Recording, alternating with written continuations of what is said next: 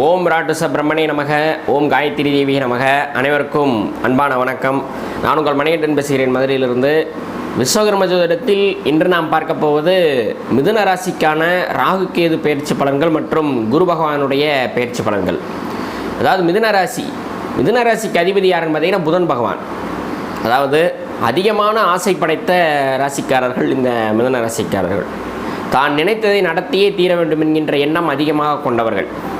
எந்த இடத்தில் எதை பேச வேண்டும் என்று நினைத்து யோசித்து பேசி அந்த இடத்தில் வெற்றி பெறக்கூடிய பேச்சு வன்மை மிக்கவர்கள் இந்த மிதுன ராசிக்காரர்கள். அப்படிப்பட்ட இந்த மிதுன ராசிக்கு கடந்த 1.5 ஆண்டுகளாக ராசிக்கு 10ஆம் இடத்தில் ராகுவும் ராசிக்கு 4ஆம் இடத்தில் கேதுவும் இருந்து வந்தார்கள். இப்போ தற்பொழுது வருகின்ற ஏப்ரல் மாதம் 26ஆம் தேதி 10ஆம் இடத்தில் இருக்கக்கூடிய ராகு பகவான் பயிற்சியை 9ஆம் இடத்திற்கும் 4இல் இருக்கக்கூடிய கேது பகவான் பயிற்சியை உங்கள் ராசிக்கு 3ஆம் இடத்திற்கும் வருகிறார்கள், பயிற்சி ஆகிறார்கள். அதாவது ஏற்கனவே உங்களுடைய ராசிக்கு 9ஆம் இடத்தில் கும்பராசியில் சனி பகவான் ஆட்சி பெற்று தான் இருக்கிறார். 2025ஆம் ஆண்டு சனி பயிற்சி கிடையாது. 2026ஆம் ஆண்டு மார்ச் மாதம் 6ஆம் தேதி தான் சனி பயிற்சி. ஆக ஏற்கனவே 9ஆம் இடத்தில் சனி பகவான் ஆட்சி பெற்றிருக்கக்கூடிய நிலையில் இந்த ராகு பகவானும் 9ஆம் இடத்திற்கு செல்கிறார். அதாவது 2 கிரகங்கள் 9ஆம் இடத்தில் சேர்க்கை. இது மிக மிகச் சிறப்பான ஒரு அமைப்பு. மிதுன ராசிக்கு நன்மை மட்டுமே செய்யக்கூடிய கிரகங்கள் எதுன்னு பார்த்தீங்கன்னா இந்த சனியும் ராகுவும் தான். அந்த 2 கிரகங்களும் 9ஆம் இடமான பாக்கியஸ்தானத்தில் சேர்வதால் பலவித நன்மைகளை மிதுன ராசிக்காரர்கள் பார்க்க போகிறீர்கள் அடுத்த 1.5 ஆண்டுகளுக்கு. அதாவது 9ஆம் இடத்தில் சேர்வதால் தந்தை வழி சொத்துக்கள் கிடைக்கக்கூடிய அமைப்பாக இருக்கும். உங்களுக்கும் உங்கள் தந்தைக்கும் இடையே இருக்கக்கூடிய நட்புறவு என்பது சுமூகமாக இருக்கும். இதுவரை இருந்த பிரச்சனைகள் அனைத்தும் விலகப் போகிறது. அப்படிப்பட்ட சிறப்பான காலமாக இருக்கும். பாக்கியஸ்தானம் வலுப்பற்றதால் நீங்கள் நினைத்த காரியத்தை செய்து முடிப்பீர்கள், அது வெற்றி காண்பீர்கள். புதிதாக தொழில் தொடங்க வேண்டும் என்று நினைப்பவர்கள் இந்த காலகட்டத்தில் தொடங்கலாம். சிறிய அளவில் தொழில் செய்தவர்களுடைய வளர்ச்சி என்பது பெரிய அளவில் மாற்றம் ஏற்படும். அதாவது 9ஆம் இடம் வலுப்பெற்றிருக்கிறது. மேலும் 3ஆம் இடத்திற்கு கேது பகவான் அறிகிறார். உங்களுடைய முயற்சி அத்தனை வெற்றி பெறும். சகோதர சகோதரிகளிடையே இருக்கக்கூடிய கருத்து வேறுபாடுகள் முரண்பாடுகள் சரியாகி ஒரு நட்புறவு ஏற்படும். மேலும் 9ஆம் இடத்தில் ராகுவும் 3ஆம் இடத்தில் கேது என்பது மிதுன ராசிக்கு பல நன்மைகளை செய்யும். அதாவது அதுதான் நம்ம சொல்ல முடியாது. உங்களுடைய ஜென்ம ஜாதகத்தின் அடிப்படையிலையும் இது நடக்கும். ஏன்னா மிதுன ராசிக்கு 100% நன்மை செய்யக்கூடிய கிரகம் இந்த ராகு கேதுக்கள் தான். எல்லாமே நன்மை தான் உங்களுக்கு. இந்த ராகு கேதுவனுடைய அமைப்பு என்பது நன்மை மட்டுமே செய்யக்கூடிய விதமாக இருக்கிறது. 9ஆம் இடத்துல சனி இருக்கிறனால பாக்கியஸ்தானம் வலுப்பெற்று விட்டது. ஆக இந்த ராகு கேது பயிற்சியை பொறுத்தளவு மிதுன ராசிக்கு நன்மை தான். அது மட்டுமல்லாமல் வருகின்ற மே மாதம் 11ஆம் தேதி இதுவரை உங்கள் ராசிக்கு 12ஆம் இடத்தில் இருந்த குரு பகவான் பயிற்சியாகி உங்கள் ராசிக்குள்ளேயே வருகிறார். ஜென்ம குருவாக வருகிறார். அதாவது குரு பகவான் மிதுன ராசிக்கு நன்மை செய்யுமா செய்யாதா அப்படின்னு பார்த்தீங்கன்னா பாதி நன்மை பாதி தீமை செய்யக்கூடியவர் தான் இந்த குரு பகவான். இருந்தாலும் அவர் உங்கள் ராசியில் அமர்ந்து தன்னுடைய பார்வையால் 5ஆம் இடத்தையும் 7ஆம் இடத்தையும் 9ஆம் இடத்தையும் பார்க்கிறார். 5ஆம் இடத்தை பார்க்குறாரு, 7ஆம் இடத்தை பார்க்குறாரு, 9ஆம் இடத்தை பார்க்குறாரு. இது ஒரு விசேஷமான அமைப்பு.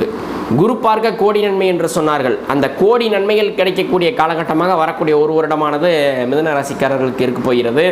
5ஆம் இடத்தையும் 7ஆம் இடத்தையும் குரு பகவான் பார்ப்பதால் இதுவரை திருமணமாகாத மிதுன ராசிக்காரர்களுக்கு கண்டிப்பாக திருமணம் நடக்கும். திருமணமானவர்களுக்கு குழந்தை பேர் கிடைக்கக்கூடிய காலகட்டமாக இருக்கும். உங்களுக்கும் உங்கள் வாழ்க்கை துணைக்கும் இருக்கக்கூடிய பிரச்சனைகள் சுமூகமாக முடியும். இதுவரைக்கும் இருந்த சின்ன சின்ன முரண்பாடான விஷயங்கள்லாம் சரியாகி ஒரு ஒற்றுமை கிடைக்கக்கூடிய ஒரு காலகட்டமாக இருக்கும். சொத்துக்கள் வாங்கக்கூடிய காலகட்டமாக இருக்கும். வண்டி வாகனங்கள் வாங்கக்கூடிய ஒரு காலகட்டமாக இருக்கும். உங்களுக்கும் உங்கள் தாயாருக்கும் தாய்வழி உறவினர்களுக்கும் இருக்கக்கூடிய சிறு சிறு கருத்து வேறுபாடுகள் முரண்பாடுகள் சரியாகும். அது மட்டும் இல்லாமல் 9ஆம் இடத்தை குரு பகவான் பார்க்கிறார். ஏற்கனவே 9ஆம் இடத்துல சனி ராகுவும் சேர்ந்திருக்கு. அந்த இடத்தை இந்த குரு பகவான் பார்க்கிறார். ஆக 200% நன்மைகள் கிடைக்கக்கூடிய ஒரு ஆண்டாக வரக்கூடிய 1.5 ஆண்டுகளானது இருக்கப் போகிறது. செல்வம் செல்வாக்கு புகழ் அனைத்தும் கிடைக்கக்கூடிய ஆண்டாக வரக்கூடிய 1.5 ஆண்டுகளானது இருக்கப் போகிறது.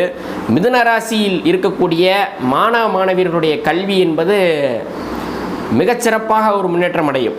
ஏன்னா மிதுன ராசிக்கு அதிபதி புதன் பகவான். அந்த புதன் பகவான் தான் கல்விக்கு அதிபதி. அந்த கல்விக்கு அதிபதியுடைய புதன் பகவானுடைய வீட்டில் குரு பகவான் இருப்பதால் கல்வி படிக்கக்கூடிய மாணவ மாணவர்களுடைய அறிவு என்பது மென்மேலும் வளரும்.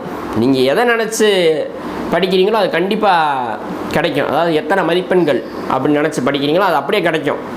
அடுத்தடுத்த கட்டத்திற்கு உங்களை எடுத்து செல்லக்கூடிய ஒரு காலகட்டமாக இந்த காலகட்டம் இருக்கும். அதாவது என்ன நீங்கள் படிக்கணும்னு நினைக்கிறீங்களோ அது கிடைக்கும், அந்த சீட்டு கிடைக்கும். அப்படிப்பட்ட ஒரு நேரம். அதிகமாக மதிப்பெண் வாங்கக்கூடியவர்களுடைய பட்டியல் மிதுன ராசி தான் நம்ம முதலிடத்தில் இருக்கும். அப்படிப்பட்ட ஒரு நேரம். அது மட்டும் இல்லாமல் ஆராய்ச்சி படிப்பு படிக்கக்கூடியவர்கள் இந்த காலகட்டத்தில் வளர்ச்சி பெறுவீர்கள். மிதுன ராசிக்காரர்கள் தொலைத்தொடர்பு இது போன்ற துறைகளில் இருக்கக்கூடியவருடைய வளர்ச்சி என்பது மிகச்சிறப்பாக இருக்கும். ஜோதிடம் சார்ந்திருப்பவர்களுடைய முன்னேற்றமும் அதிகமாக இருக்கும். இந்த காலகட்டத்தில் மிதுன ராசிக்காரர்கள் ஜோதிடர்கள் அதிகமாக இருப்பார்கள். இந்த காலகட்டத்தில் அவர்கள் வெற்றி பெறுவார்கள். அதாவது பொதுமக்கள்கிட்ட ஒரு நல்ல மதிப்பு பெறக்கூடிய ஒரு காலகட்டமாக இருக்கும். ஏன்னா குரு ராசியில் அமர்றாரு. இது ஒரு மிகச்சிறப்பான அமைப்பு. ஆன்மீக பணிகள் செய்யக்கூடிய காலகட்டமாக இருக்கும். ஆன்மீக ஸ்தல யாத்திரை செல்லக்கூடிய காலகட்டமாக வரக்கூடிய 1.5 ஆண்டுகளானது இருக்க போகிறது. மிதுன ராசியை பொறுத்தளவு ராகுகேது பயிற்சியாக இருக்கட்டும், குரு பயிற்சியாக இருக்கட்டும், இரண்டுமே மிகச்சிறப்பான நன்மைகள் தான் செய்ய போகிறது. அதில் எந்த அளவும் மாற்றமில்லை. மிதுன ராசிக்காரர்கள் சனிக்கிழமைகளில் பெருமாள் வழிபாடு செய்து வந்தால் எல்லா விதமான நன்மைகளும் கிடைக்கும் என்பது 100% உண்மை. மேலும் அடுத்த ராசியான கடகராசிக்கான பலனை நாம் அடுத்த பதிவிலே பார்ப்போம் என்று சொல்லிக்கொண்டு உலக மக்கள் அனைவரும் நீடூடி சந்தோஷமாக வாழ எல்லாம் வல்ல இறைவன் ஸ்ரீ விராட் விஸ்வகர பரபிரமத்தை வேண்டிக் கொண்டு விடைபெறுகிறேன். நன்றி, வணக்கம்.